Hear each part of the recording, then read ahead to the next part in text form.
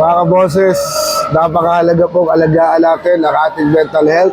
Ganun din ang ating mga kasama sa pamilya. Hindi po basta-basta ang mga problema idinudulot, no? Ang mga pang-araw-araw na binubulo natin sa buhay, maging financial man ito, problema sa pamilya, sa love life, ano pa man, yung mga mahal natin sa buhay, palagi natin kamustahin kung okay sila, kung may nararamdaman sila, may gusto silang i-share.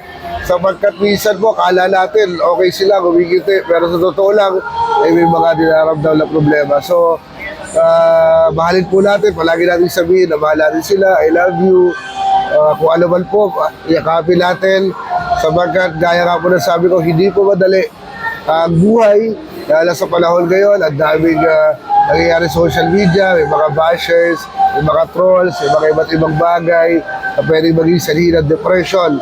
At hindi natin alam gaano kabigat yung epekto, no, sa bawat isa, sa mga mahal natin sa buhay. Kaya po, kung mayroong nakikita problema sa depression, wag din mahihiya na sumagbuli sa mga eksperto, baka kailangan ng tulong. Tandaan po natin, hindi masama na aminin na tayo ay may depression o pinagdadaan ng issue, sapagkat ang mahalaga dito, ang ating mental health ay dapat nating palaging alagaan.